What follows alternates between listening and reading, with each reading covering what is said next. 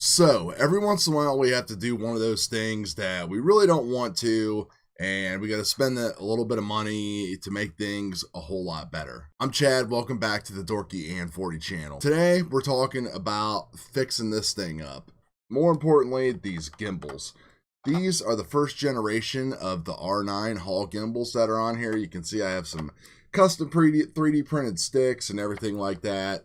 And they've got a lot of wear and tear on them. The spring tension just doesn't do what it used to do and all that kind of stuff. So what we have here is a couple of the R9 Hall racing gimbals. This one actually, this is just the regular M9 red Hall effect gimbal. And, you know, just because everything needs to be matchy-matchy. And they feel pretty nice. So we're going to put these into the Taranis here.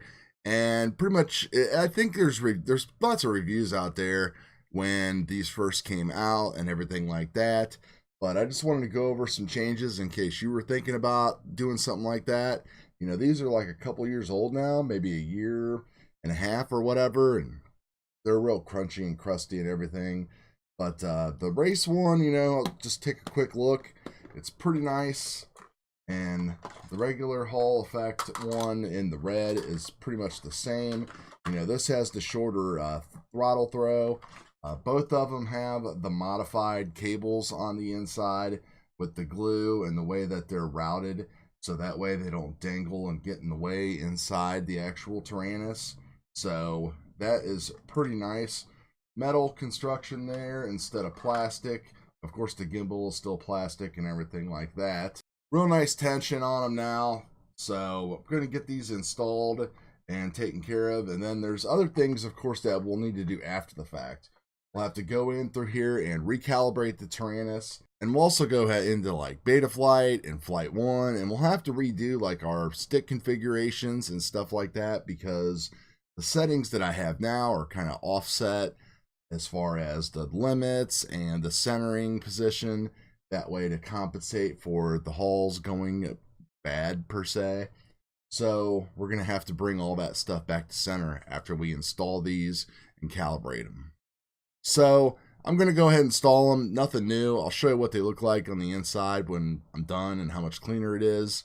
Then we'll put them back together and go through a couple of those steps on the end. And I will tell you how I feel about them with some Velocidrone.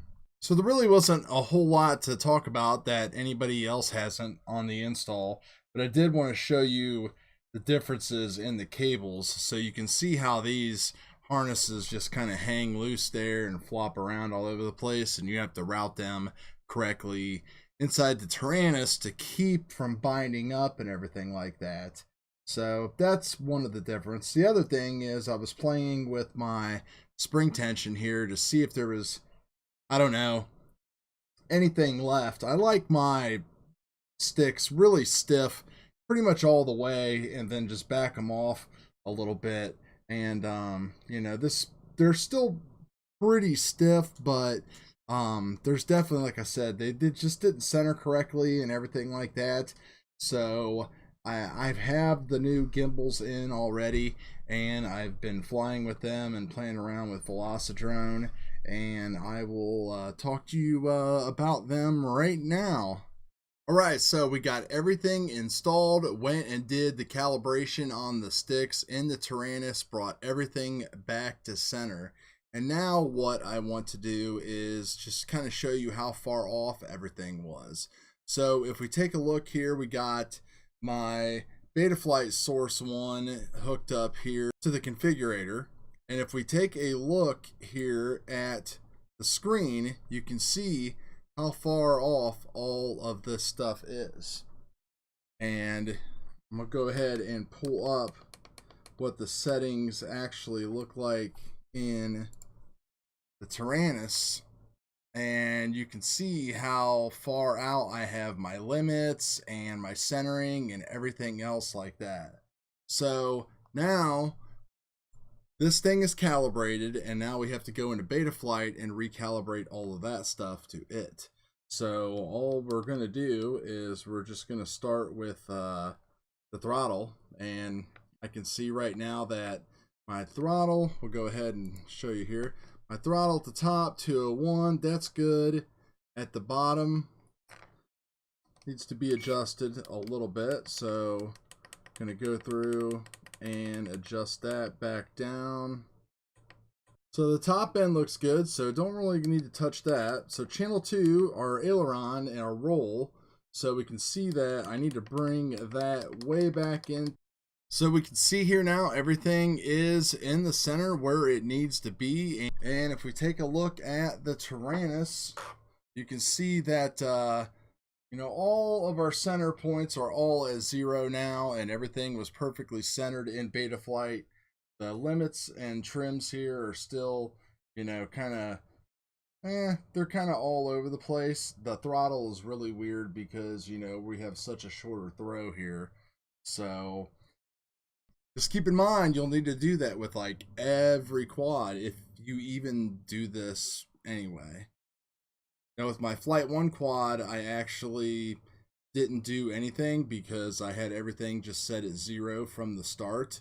So I've flown a couple of them and I haven't noticed any issues. So I'm just going to kind of leave it the way it is. So my first impressions are everything is great. They feel great after flying, and after flying on Velocidrone, they have, you know, the right back where I wanted that nice tension, and that just doesn't have that weird clunkiness like in the middle. You know, it's really nice. I have my tension set just perfect. I did go ahead and change the stick ends out for the ones that I 3D printed. Actually looks pretty cool too because it's all red and stuff, so that's pretty neat. So the biggest thing is getting used to the short throttle. Now I did practice a lot on Velocidrone, and I'll show you some of that here. Take a look at that and you can see how I'm just kind of all over the place. I was thinking about setting up a throttle curve in the actual radio and playing around with that, but actually after flying a couple of my builds outside, about maybe 4 or 5 packs, I got real used to that throttle. You know, just have to remember that you're a little bit lower down here now on your stick, but it's pretty cool to have that nice short throw. Really gets things popping, so it really tests out that TPA. And here's some of the flight footage from that. So that's it, guys. That's going to do it. Hope you enjoyed the video. If so, hit that like button, that thumbs up down there. Really appreciate that. It's real easy to do. And if you like what I'm doing, there is a PayPal link.me where you can buy me a beer, buy me a donut, whatever. Thanks, guys. Talk to you later.